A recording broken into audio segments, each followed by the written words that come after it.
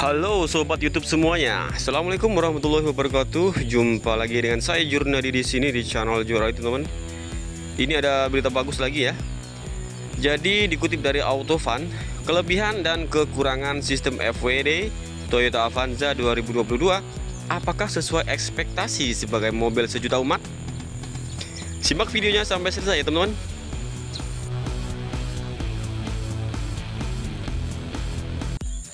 Tidak seperti model sebelumnya, kini Toyota Avanza 2022 mengandalkan sistem penggerak roda depan yang dibangun berdasarkan platform DNGE Daihatsu New Global Architecture.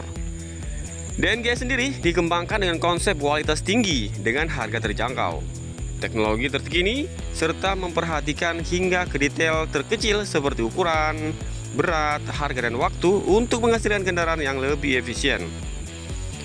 Alasan lain generasi ketiga Toyota Avanza menggunakan penggerak roda depan adalah kondisi jalan di Indonesia.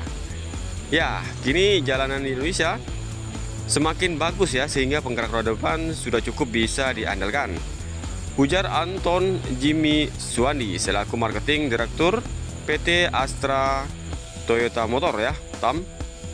Menggunakan front wheel drive, apa sih kelebihan dan kekurangannya sistem penggerak ini? So, daripada penasaran, simak videonya sampai selesai, teman-teman. 1. Kabin lebih luas.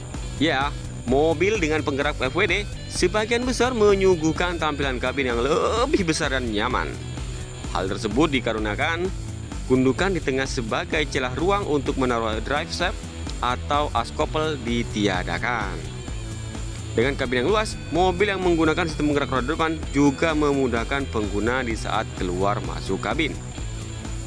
Oh ya, sebagai informasi, generasi ketiga Toyota Avanza memiliki kursi fleksibel bisa disesuaikan ya menjadi sofa mode yang berguna untuk memaksimalkan posisi istirahat penumpang ketika dalam perjalanan jauh.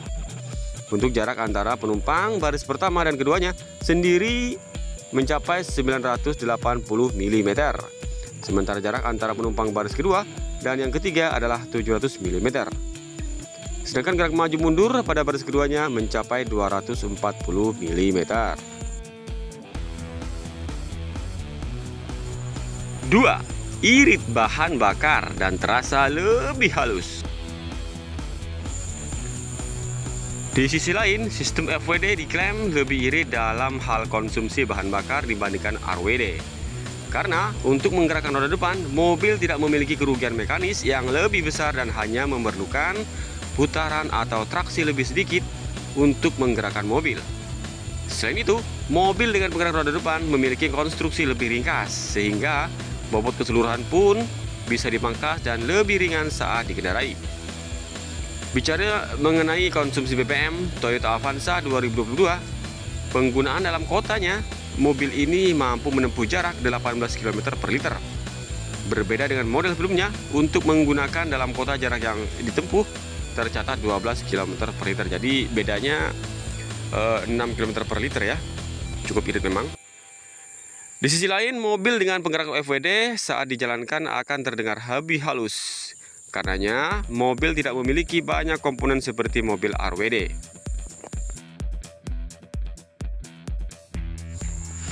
3. Tidak harus mengganti oli kardan.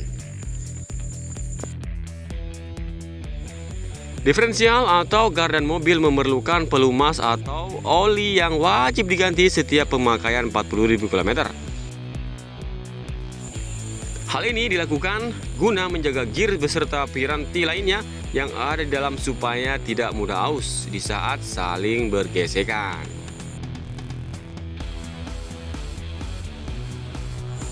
4. Biaya produksi lebih murah.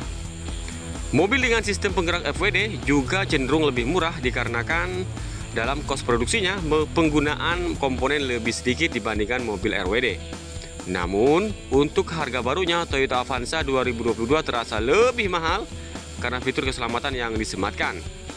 Seperti yang bisa kita lihat ya, untuk keselamatannya yang tipe E dan G Avanza generasi ketiga dibekali dengan dual airbag, kemudian VSA dan Hill Start Assist HSA yang merupakan sebagian dari fitur keselamatan terstandar, teman-teman. Tak hanya itu, faktor keselamatan keduanya juga diperkuat dengan adanya ABS, kemudian elektronik, fitur brake distribution, emergency stop sinyal, SOFIC dan brake assist atau BA ya. Untuk varian statusnya 1,5 GCVT TSS berhasil mendapat tambahan fitur keselamatan berupa 6 airbag, yakni pengemudi, penumpang dan samping ataupun tirai juga ya.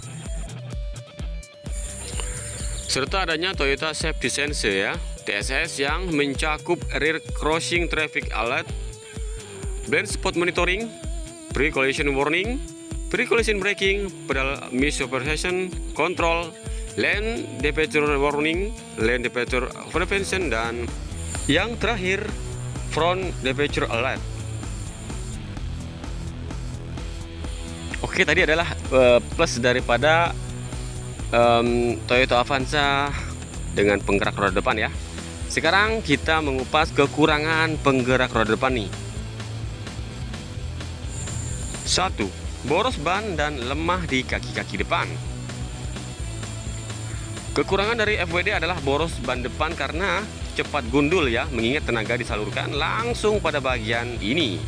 Ditambah lagi kaki-kaki mobil juga tidak bisa bertahan lama, sobat.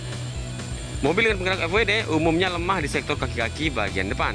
Hal ini diakibatkan banyaknya piranti pada roda depannya yang juga sekaligus membuat bobot kendaraan lebih besar di bagian depan juga. Biasanya bagian yang rusak untuk kaki-kaki depan mobil penggerak roda depan ya, ini meliputi bushing arm, ball joint, dan tie rod. Tak jarang mobil penggerak roda depan juga mengalami kerusakan pada CV joint akibat seringnya melepas pedal kopling secara spontan, sobat. 2. Dianggap kurang stabil. Ya, dengan adanya distribusi berat kendaraan yang dianggap masih kurang merata, membuat kestabilan mobil ini juga dianggap tidak sebaik mobil penggerak roda belakang ya. Selain memiliki handling yang dianggap kurang baik, akibat roda depan yang berfungsi sebagai kemudi sekaligus harus menyalurkan tenaga mesin, FWD juga mempunyai radius putar yang besar. Dengan begitu, kalian perlu mengambil haluan lebih jauh ketika ingin memutar arah, sobat. 3. Timbul gejala understeer. Ya, kelemahan lainnya adalah resiko understeer, teman-teman. Mobil akan kehilangan kendali di saat menikung nih. Alasannya karena daya cengkram hilang lebih tinggi. Masalah understeer bisa saja diatasi dengan mengurangi injakan pedal saat berbelok. Kalian juga harus lebih berhati-hati ya, karena ketika berada di jalanan naik yang licin serta non aspal, karena mobil sering slip, teman-teman. Kekurangan lain dari mobil FWD seperti Toyota Avanza 2022 ini kurang memiliki tenaga saat membawa beban berat, terlebih di saat kondisi menanjak.